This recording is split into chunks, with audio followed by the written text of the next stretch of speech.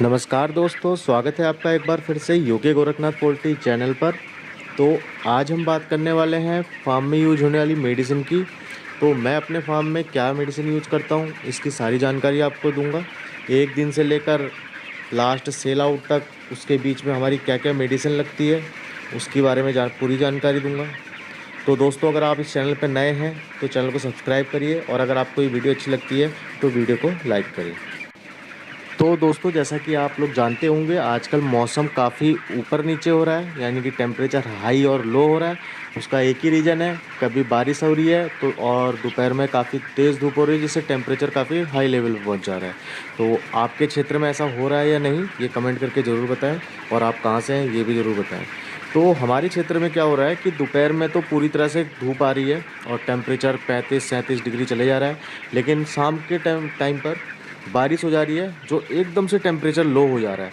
तो इससे क्या होता है कि बॉडी टेम्परेचर चिक्स का मेंटेन नहीं हो पा रहा है, क्योंकि दोपहर में उनको पूरी गर्मी का सामना करना पड़ रहा है और रात को एकदम से उनको ठंड का सामना करना पड़ रहा है, क्योंकि यहाँ पर टेम्परेचर लगभग 20-22 भी पहुँच जा रहा है।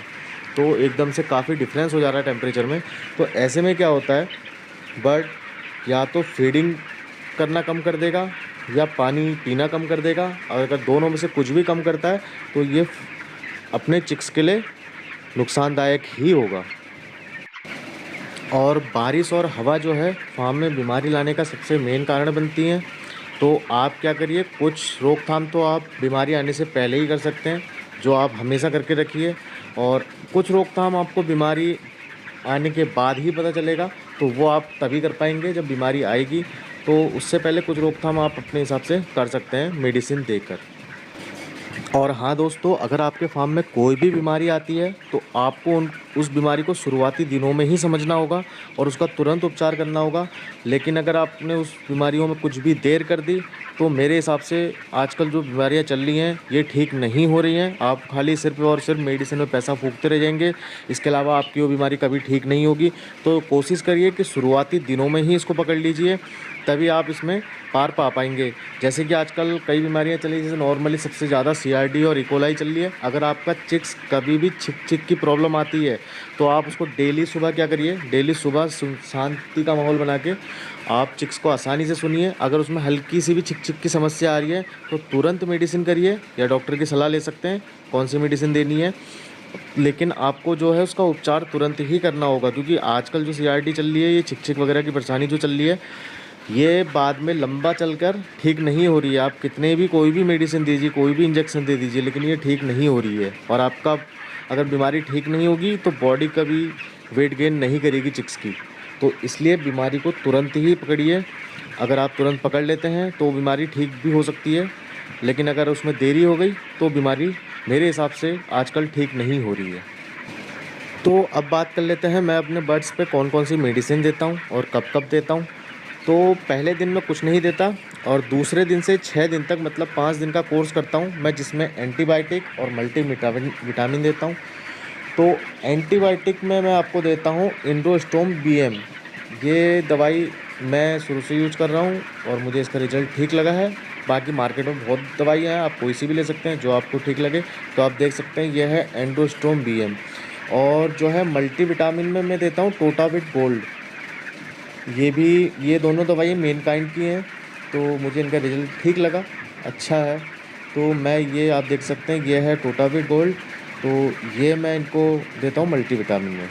और उसके बाद देता हूँ छठे दिन, जो है 7वें दिन, माफ़ कीजिएगा 7वें दिन इनको दी जाती है वैक्सीन। और उसके बाद कोई दवाई नहीं। फिर उसके बाद 13वें दिन इनको दूसरी वैक्सीन दी जाती है। फिर उसके बाद कोई दवाई नहीं, फिर सिर्फ सादा पानी दिया जाता है। फिर इसके बाद इनको जब 3 वीक पूरे हो जाते हैं, 21 दिन, उसके बाद 22वें दिन से इनको मैं देता हूँ किडनी फ्रेशर और लीवर टॉनिक। तो किडनी फ्रेशर में मैं इनको देता हूँ गाउट केयर नाम से एक दवाई आती है, मेडिसिन है ये, और ये मैं इनको देता हूँ 22वें दिन से। तो ये भी 5 दिन का कोर्स कराता हूँ, तो 26 दिन तक इनको ये 2 दवाई देता हूँ, किडनी फ्रेशर और लीवर टॉनिक। तो किडनी फ्रेशर में मैं देता हूँ गाउट केयर, और लीवर टॉनिक में मैं देता हूँ हेप्टो केयर करके एक दवाई आती है। तो इनका मतलब मुझे रिज़ल्ट अभी फ़िलहाल ठीक लग रहा है, तो मैं इनको चला रहा हूँ। जिस दिन नहीं लगेगा तो कोई और मेडिसिन में स्विच कर लेंगे अपन। तो ये जो है, ये 4 दवाइयाँ मैं हर लॉट में देता हूँ, चाहे कोई दिक्कत हो या ना हो, इनको देना ही देना है। लेकिन कभी क्या होता है कि अगर मुझे लगता है कि थोड़ी-सी दिक्कत आने वाली है या आ सकती है, तो मैं 1 या 2 दिन के लिए एंटीबायोटिक दे देता हूँ इंडोस्टोम दोबारा से। तो ये है कि मोस्टली मैं 26 दिन के बाद कोई भी दवाई नहीं देता, क्योंकि 26 दिन के बाद अगर दवाई देते हैं, अगर आपके फार्म में बीमारी आई है, आप तभी यूज करिए, वरना क्योंकि उसके बाद जो है ग्रोथ बढ़ती है। अगर उस टाइम पे ग्रोथ रुक गई तो फिर आपका सेल आउट में आपको बहुत समस्या आएगी, आपका बर्ड वेट गेन नहीं कर पाएगा। तो इसलिए कोशिश करिए कि ज़्यादा दवाई का यूज़ ना करें, क्योंकि ज़्यादा दवाई के यूज़ से भी बॉडी वेट गिरता है। और इस बार मैंने जो है एक एक्सपेरिमेंट किया है, क्योंकि इस बार आपको पता होगा मौसम हमारे यहाँ पर इस टाइप का है, तो बॉडी वेट में थोड़ा सा डिफरेंस आया डे के हिसाब से।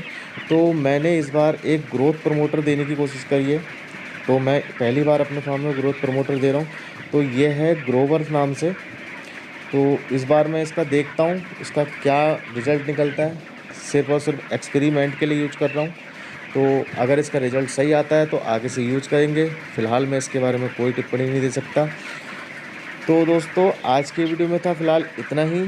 मिलते हैं अगली वीडियो में, तब तक के लिए धन्यवाद।